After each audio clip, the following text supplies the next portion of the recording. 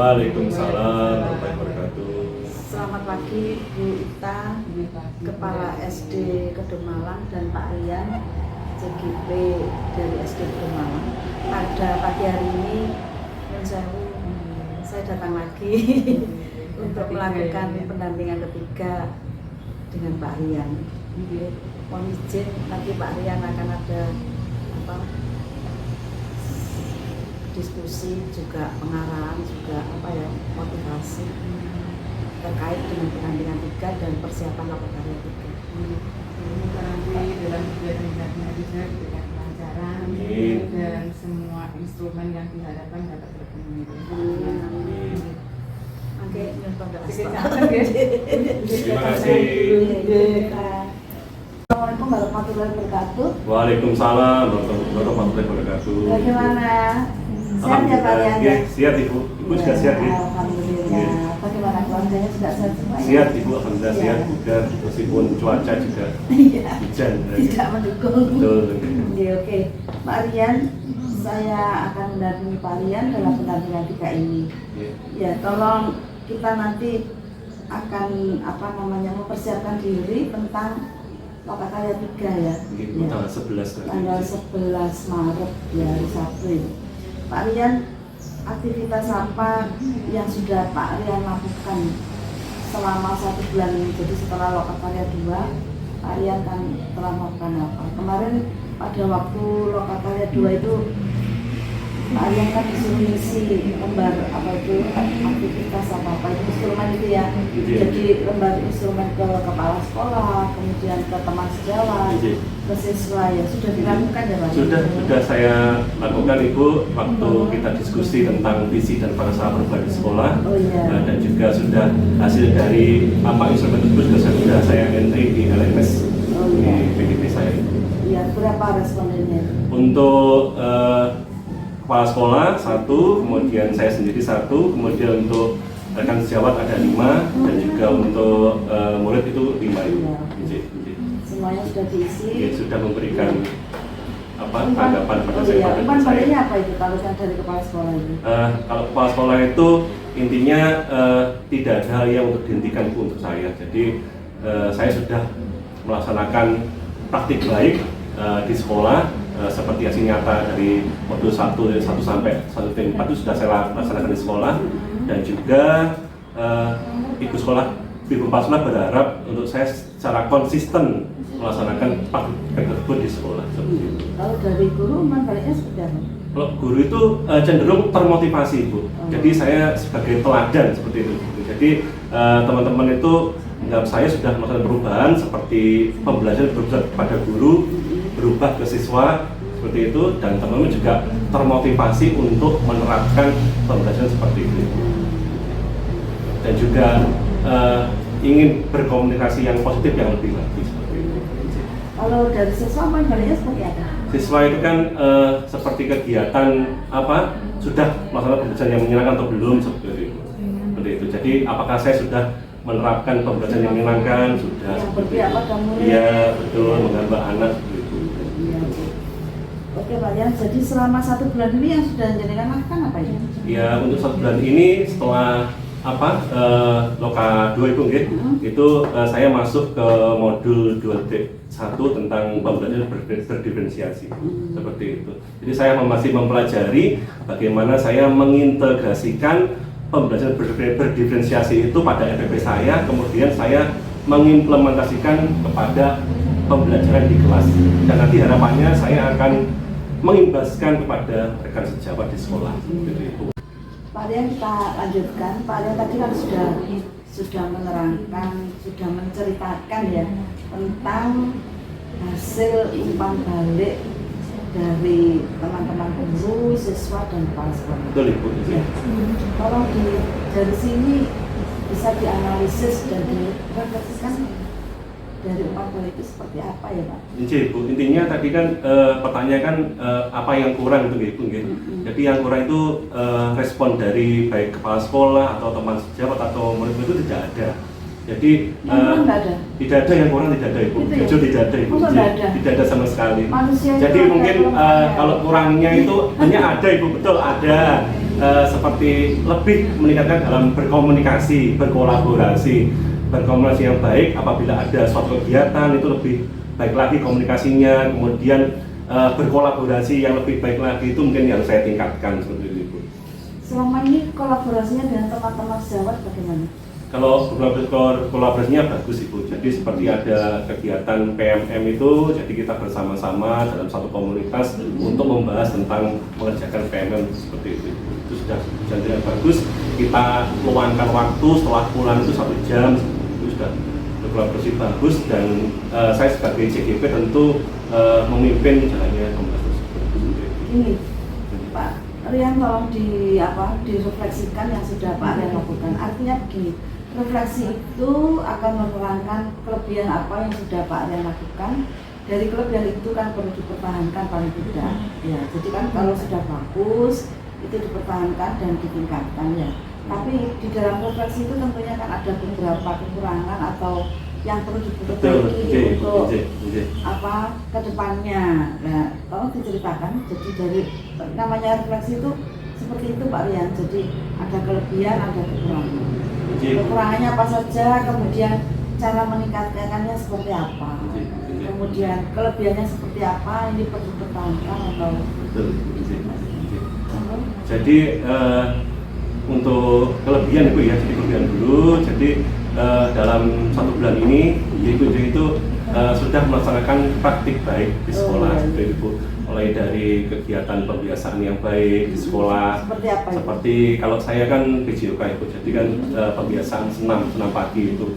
Senam pagi itu kan banyak sekali, jadi untuk meningkatkan motivasi anak dan juga untuk melatih kepemimpinan anak di depan untuk berani maju ke depan untuk bergantian, itu yang baik saya. Untuk kekurangan saya itu saya harus lebih meningkatkan komunikasi kalau saya itu. Jadi kan kita kan berhubungan di sekolah kan ada beberapa orang gitu kan. Jadi tidak semuanya itu mungkin bisa berkomunikasi yang baik, bisa mendukung, tapi ada beberapa guru yang masih kurang. Dan saya tetap harus bagaimana cara mendekati beliau, bagaimana saya harus berkomunikasi yang lebih baik lagi pada beliau dan pada semuanya untuk mendukung praktik baik yang saya lakukan di sekolah. Itu. Itu kekurangan saya. Jadi senang tadi.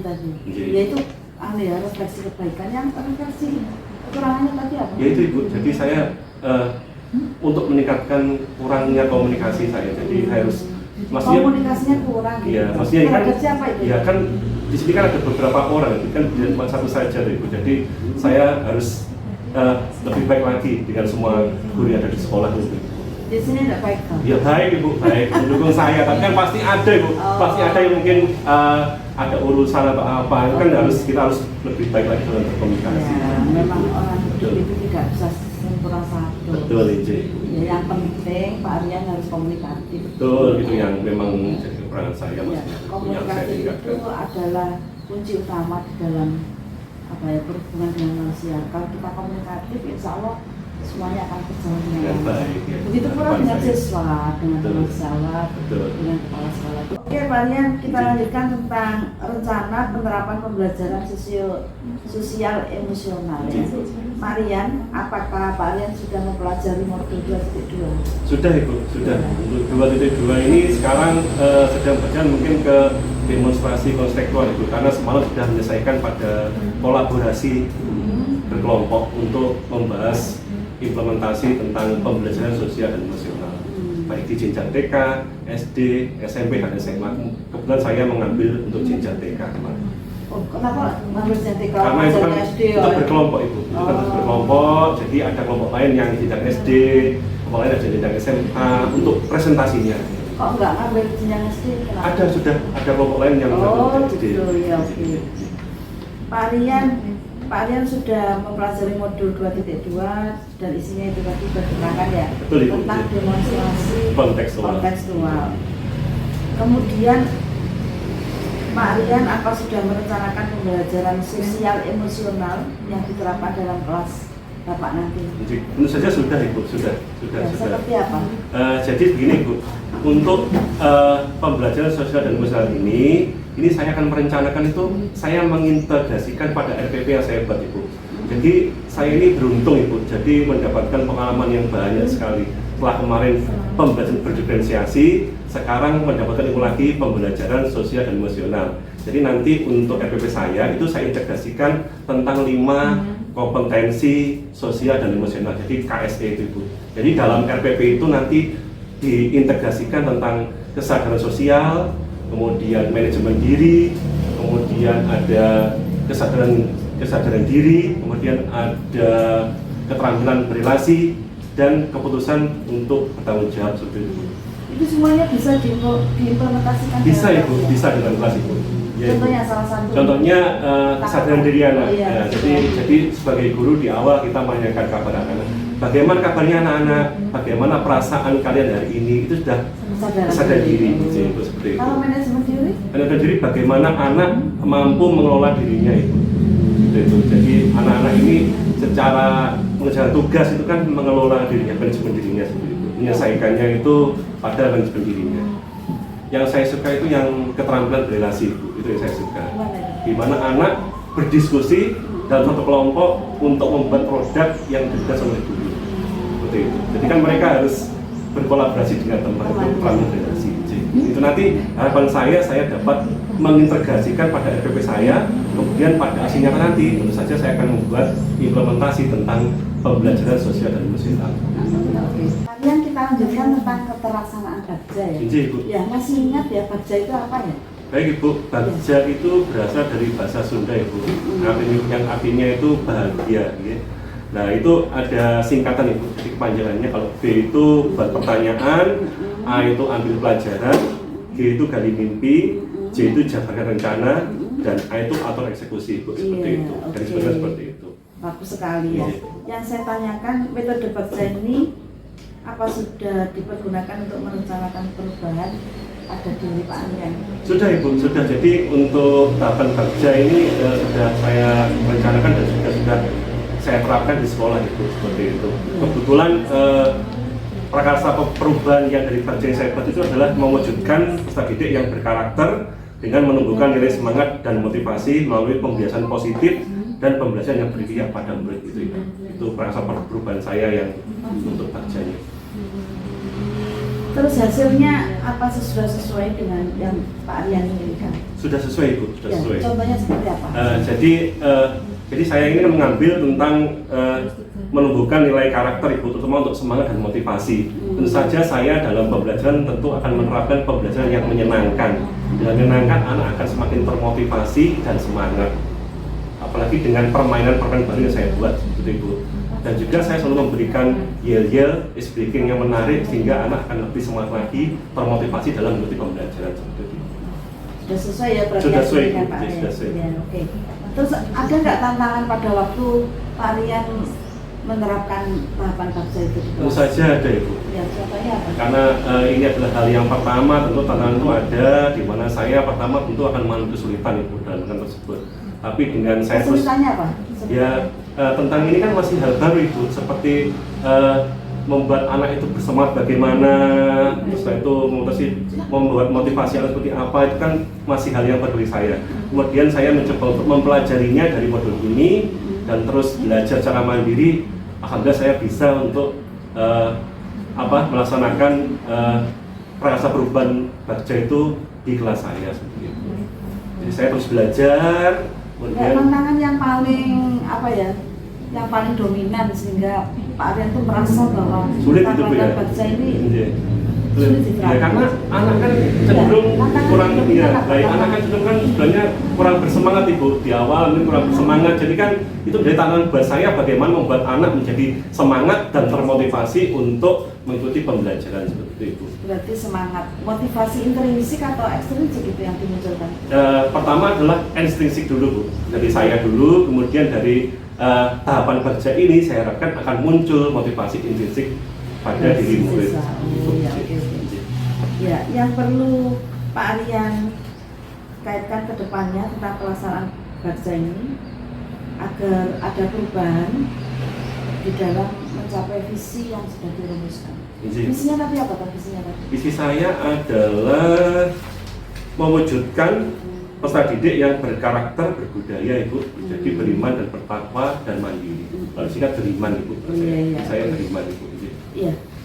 Apa saja pelaksanaan tahapan bangsa untuk mencapai itu? Ya, jadi mulai dari saya melakukan pembiasan positif di sekolah, kemudian budaya 5S itu Ibu, kemudian melaksanakan pembelajaran yang menyenangkan, kemudian ada lagi tentang melaksanakan pembelajaran melalui permainan yang menarik dan juga melaksanakan ice breaking dan yel-yel yang menarik untuk meningkatkan motivasi. Tapi kan visinya tentang siswa berkarakter berbudaya, beriman dan bertakwa dan mandiri. Budaya apa ini? Berkarakter dan berbudaya. Berbudaya ini harus jelas berbudaya apa? Berbudaya itu bagaimana anak tidak melupakan untuk dari leluhur Ibu. Kan Pak Rian, ya ini bagian terakhir Pak Rian. Apa hal yang menarik bagi Pak Rian setelah proses kegiatan pendampingan dari ini? Jadi apa yang membuat menarik bagiannya? Tentu saja sangat menarik Ibu, karena saya ini orang yang sangat beruntung, karena saya bisa dalam pertemuan ini saya bertemu dengan Ibu BP saya yang sudah saya sebagai orang tua saya. Itu sangat menarik sekali. Karena apa?